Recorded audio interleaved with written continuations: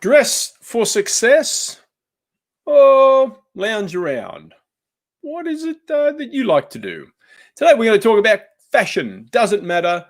Where does it matter? If it matters, and why in different cultures. Episode 85, Friday. Two Chaps, many cultures. Stick around.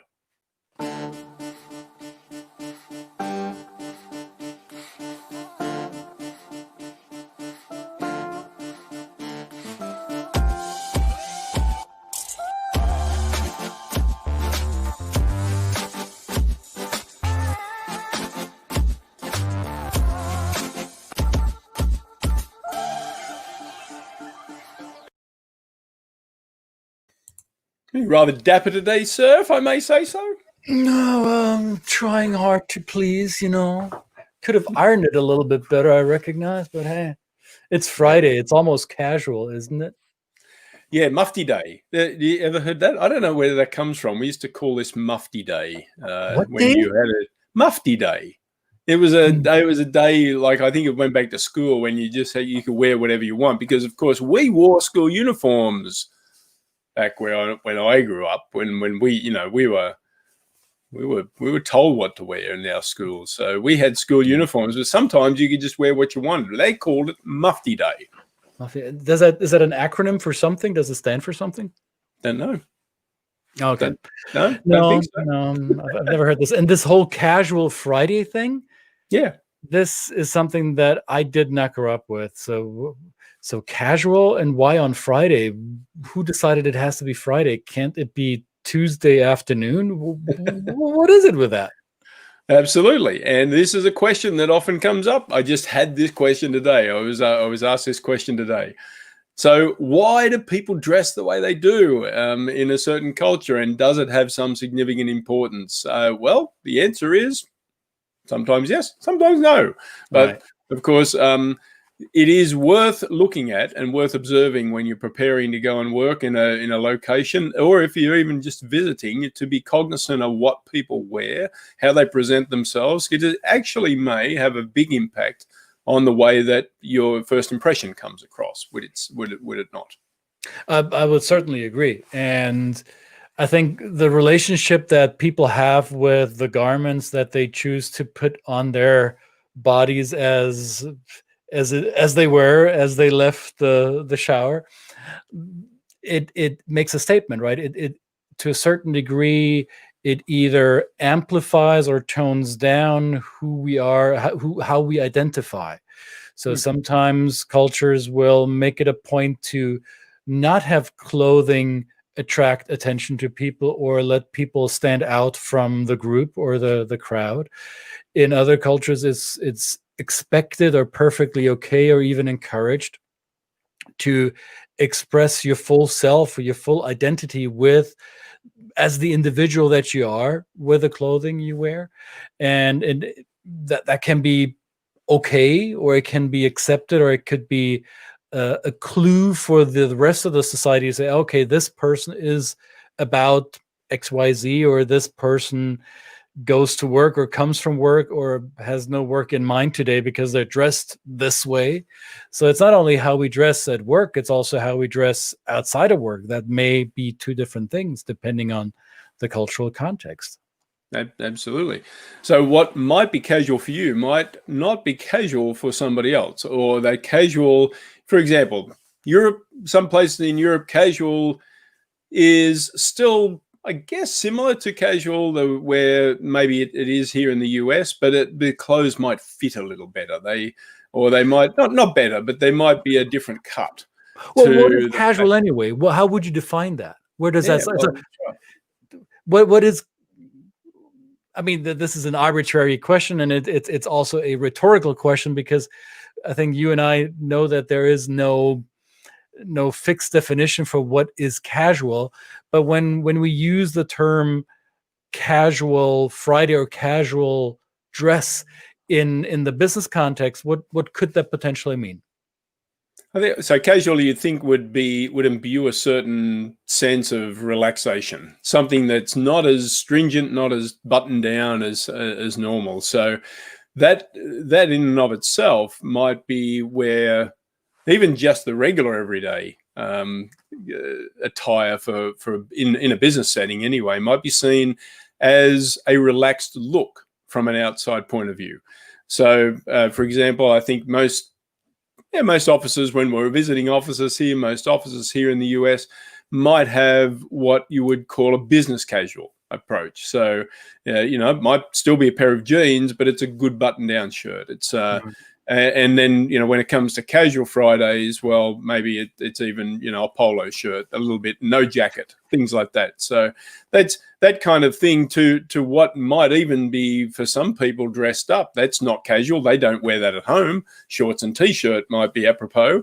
But in the context of even outdoor relaxed casual wear in some cultures, what they might seem as kind of dressed up might be casual for the other culture, right? Just every day, out and about, going to restaurants and things like that. Case in point, especially when it comes to the mix between Europe, mainly Central Western Europe and North America, and I would also include North America and South America as a big mismanaged expectation situation. In many parts of Central Europe and Western Europe, wearing tailored jeans, tailored denim that fit in a certain way is office appropriate in certain industries. I'm not saying in banking or in healthcare.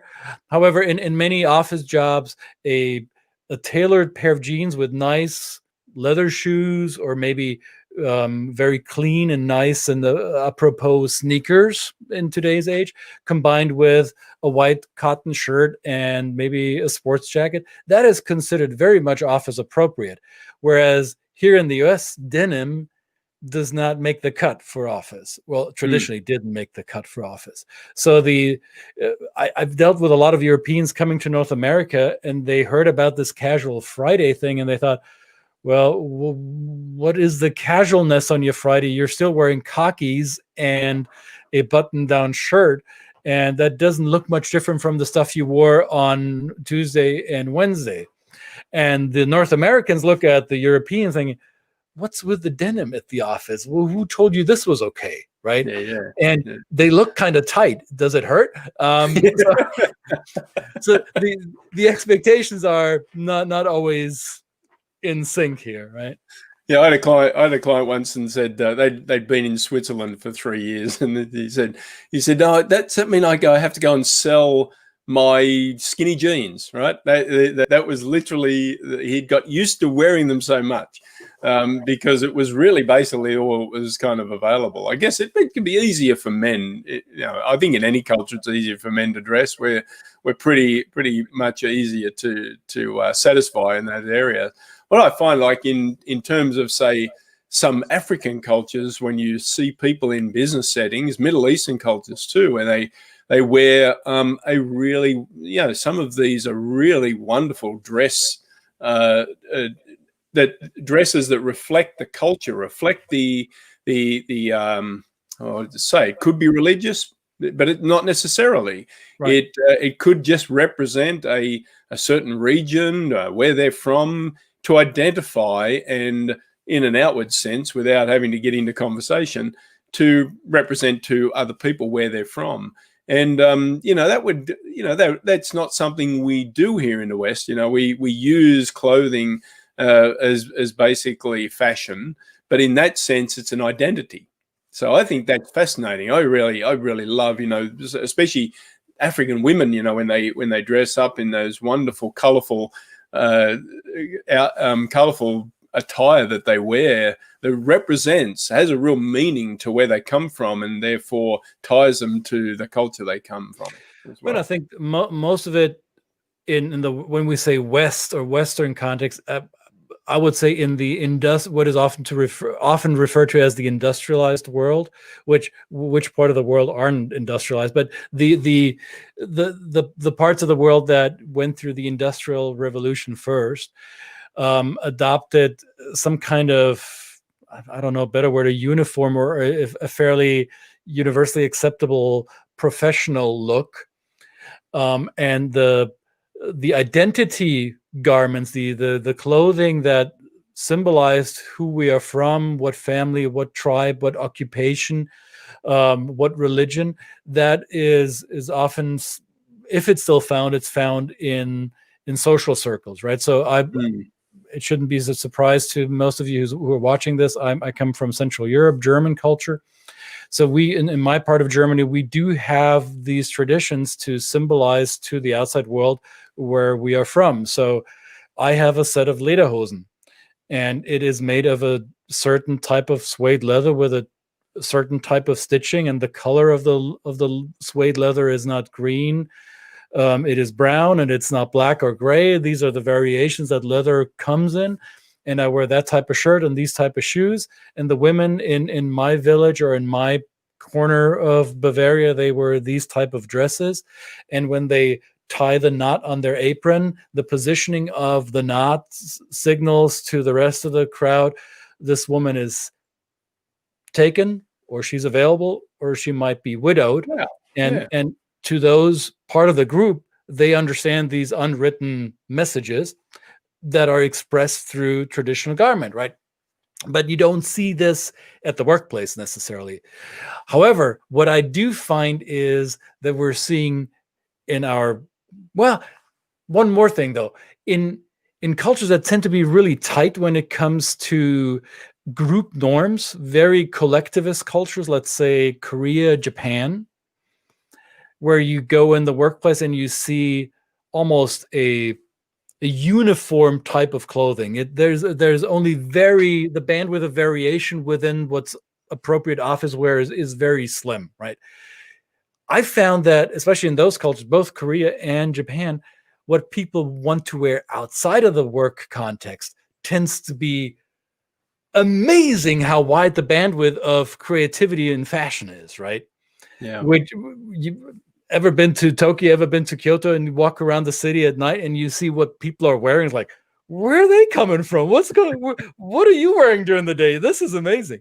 So that could inform how we find clothing appropriate for work and for outside of work can be quite different. And then you look at cultures like North America, where the worlds blend into each other. What people continue wearing what they had on in the office, they wear that for the party or the bar as well, right? Yeah. So that often comes in cultural dimensions we use, universalistic or situational, right? So it's appropriate in those the previous examples you gave, where it's appropriate to wear the uniform in the office, but then it's appropriate to express yourself outside of the office, and that's where it suits. But here in the US, it's a little bit, homogenous. It's just basically the same. You're happy going in the outfit you were at work with to the bar on the way home, and maybe then hang out with friends at night in the same gear. So it's one might say that makes it easier. But I think that the other cultures where there's a situational aspect to it, I find that fascinating. It's the first time I heard I'd have to be careful around my German friends. I overfound myself, the knot really makes a difference. But that's a really important way that the culture has coded itself to portray to each other in those circles a visual aspect of this means X, this means Y. So that's fascinating, and I think that if you were to use it. If you and also hierarchy in terms of what is expressed as far as who's who in the zoo, what position do you hold in the organization, and do you need to live in? We often talk about leaders that go to hierarchical cultures where they're not used to that. They need to live into the role as a leader and not be so kind of friendly and chummy with the subordinates. So therefore, one way to do that without actually doing it verbally is to power dress, right? And I find this seems to be particularly a challenge for, again, North Americans going into these power dressing cultures. The first one that comes to mind is Italy. Also other Mediterranean cultures, France, Spain, Greece to a certain degree. if you don't pay attention to what you wear, you will have a harder time making an impression. In Italy, it's the concept of la bella figura, the beautiful posture, the beautiful figure. You don't leave the house unless you're properly dressed. If you've ever been in Italy during the work hours, you see people on the street, lots of people on the street, and they're typically dressed like designer models compared to, let's say, the Ukraine, Germany, and rural or suburban United States. So I've trained quite a few people going into these countries, and we've had conversations afterwards. And the first thing they said was like the first thing they realized for themselves is whatever they brought in their suitcases isn't going to cut it. Right. So they were shopping for new clothes because they realized with the way they dressed as Americans, North Americans, they stood out in not in the way they wanted to. Yeah, and that's why it's important. I mean, there's still tourists everywhere in the world when they go. And so if you're in a culture and you're living there and you want to be a part of it, then possibly, not the sandals with socks. Yeah. Somehow in a hipster world, that seems to be a thing now. Socks and Birkenstocks, which to me, when I grew up, still, my wife will tell you, when I first met her, she had Birkenstocks to wear around the house. And I said, it's either me or those Birkenstocks. One of us will leave. And I'm still here. So guess what happened to the Birkenstocks? So, but now they entered the realm of hipness. I claim Heidi Klum for it. I don't know what happened. It's people, trust me, it is wrong. Mark my words. Birkenstocks is not fashion. Whatever your cosmopolitan or Vogue is trying to tell you, it is. And I'm saying this as a German with true, heartfelt compassion, ruthless compassion. So here's the audience participation part of it. Send your very best pictures with your Birkenstocks. So Christian, he'll love it. He'll appreciate it. I'll unfriend you immediately. But there's famous German designer Karl Lagerfeld, who left us, I believe, last year. He was the head designer for Christian Dior for I don't know how many years. He was. When you think fashion, you wouldn't necessarily think German, but Karl Lagerfeld defined what was Paris haute couture for many, many years, decades. And I'm paraphrasing one of his quotes. I'm not sure if I can remember it verbatim. But if you're leaving the house in sweatpants, you have lost control over your life. Oh. So no, let's work out that message. It's pretty clear. That's pretty direct. Yeah, that is. Yeah, German directness and take no prisoners. Now, what I found fascinating though is that in this pandemic year, where many of us are working from home or anywhere, what is considered work appropriate clothing has changed. And the fact that we both are wearing collared shirts today and most of the day, by the way, I noticed this with you and I, even though we've never talked about this. I will not hop on a video call with a business contact wearing a t-shirt. I will not be caught in a t-shirt. I think I've been on this call once or twice on our two chaps here with a hoodie and maybe a baseball hat because I had just come in from something else. And I felt really bad about it. I wouldn't let it on. However, my default setting, my cultural normal was it was twisting. My stomach was turning like, I can't be seen like this in this manner, right? Yeah. For most people in North America, they won't even think about this. And I can't tell you how many business calls I've had in the last 6 months with people who look like they just came out of the gym. And I thought, I'm not sure if I like this, but I know my flexibility over this has grown in all these years doing our work. But I will be letting myself down if I came to this not in a decent shirt. Yeah, no, I agree. Well, it feels even when I'm not on a call, I think I feel it. I feel better. At least I feel like I'm accomplishing a task in a, it's amazing how important or how that has an influence on how we feel internally and just how we dress, even if there's nobody else around, right? And so I guess a final thing on this would also to just a little bit of a warning is that I guess one of that kind of general ways that we dress now, which is pretty ubiquitous, and there's a uniform, albeit a different set of standards.